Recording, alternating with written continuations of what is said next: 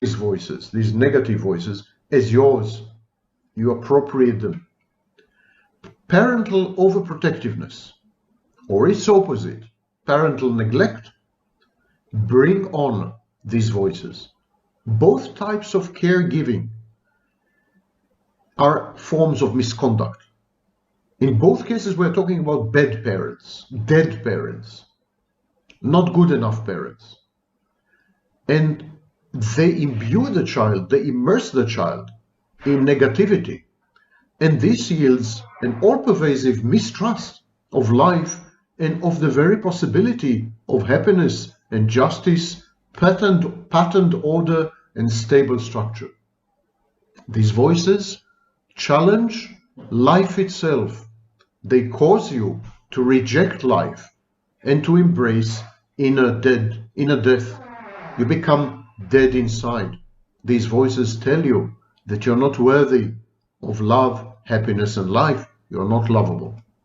And this gives rise to the fantasy defense as a way to silence these voices, to transition from a reality where these voices are vehement and vociferous, to transition from such a reality to another alternative reality, virtual reality, where these voices have no purview and to which they have no access. And there are two types of fantasy: person-centered and process-centered.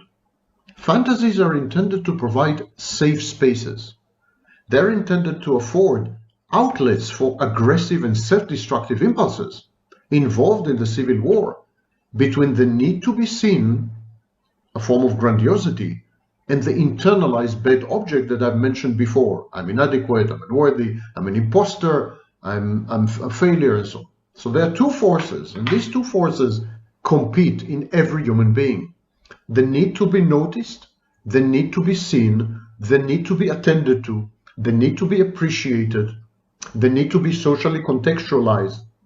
This is the need to be seen, the need to be positioned relatively and absolutely. This is one need, one urge, I would even say a drive. And on the other hand, the bad object.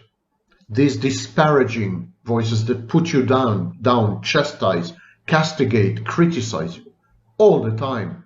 And there's a battle, there's a civil war between the need to be seen and the need to feel like a bad object, or the feeling that you're a bad object. Because if you're a bad object, you don't deserve to be seen. How can one be grandiose enough to garner attention if one is unworthy, failure, loser, inadequate, and imposter?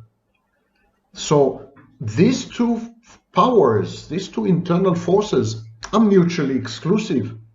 Either you're a bad object or you deserve attention. Either you are unworthy or you should be noticed. Either you're a failure, inadequate, insufficient, or you deserve recognition and appreciation. They can't go together. One of these voices must prevail. In people with anxiety, anhedonia, dysphoria, and depression, the bad object voice prevails. In all other people who are relatively healthy, the need to be seen prevails. This is the foundation of self-esteem and regulated sense of self-worth. In narcissists, the civil war is undecided. The bad object voice is very dominant, and to silence it, the narcissist creates a fantasy of being seen. He is not actually seen, but he creates a fantasy of being seen. He projects onto the world a facade, a false self.